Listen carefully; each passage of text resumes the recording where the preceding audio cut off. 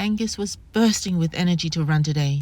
He led with a quick pace to the park, and instead of heading to his prairie, he diverted to the left to go to the trail and then to make a trail. Yesterday, he tried to go down a steep embankment to the creek. It is less slippery today, so I entertained that venture. There is a large manhole type of drain next to the creek. Angus was startled by his own reflection when he was safely allowed to look down that drain. And when he wanted to go through a tall wall of poison ivy, I refused. We wove in and out of brush before releasing ourselves onto plateau, where he quickly ran through that shopping strip, determined to get up the hill on Ash Avenue. We ran unceasingly, bar stopping at the lights, until we reached the fast food burger chain, where I had to protest with vocabulary that he was introduced to when I first met him. Hold up! That term or command is normally employed with every single walk, with a puff and gasp. Instead of getting to the pet store from the usual consumer entrance, Angus led via the back of the building. At the Italian restaurant, Angus had to check every door, as well as its bins outside. He was very thorough in smelling the back exit doors and loading dock area of the pet store. Angus positively pulled to the pet store. It was a positive field trip, though. He needed to get there, but he also listened to me when I decided it was necessary. Angus mistook the department store for the pet store and sat at its automatic doors comically for a while. Angus walked with determination and absolute focus on food inside the pet store. I'm thinking he was getting a high from breathing in so much, so intently. He was indiscriminate on where and what he was smelling, so long as it was food. Cat food, dog food, bird food, ferret food. I thought he would like to say hello to the animals again, but he gave them a mere glance.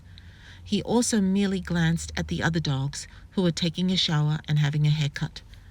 He got close to a little pug in the store and was an okay interaction, but when its little boy owner said hello to Angus, Angus broke out in barking. Angus was just startled and as loud in his reaction.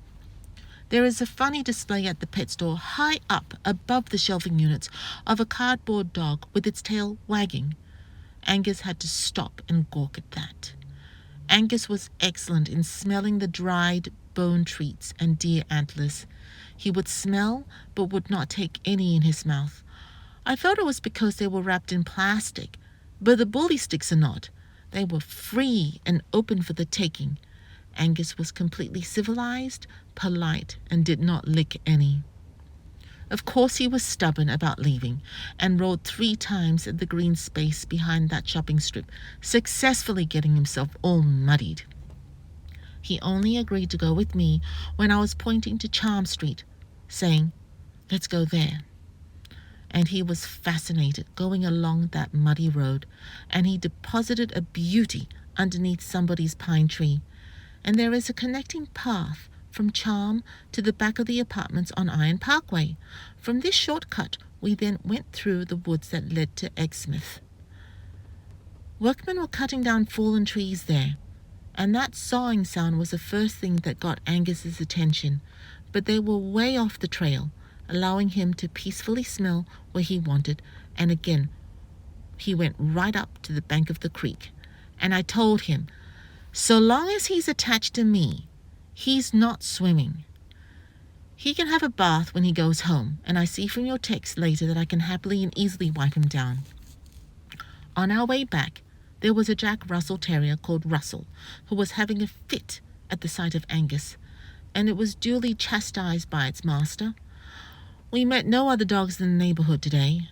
He was wiped down with the wipes as instructed, bowls washed, fresh water replaced. He got up once because he heard some noise in the house, but he's happily chilling, awaiting your return.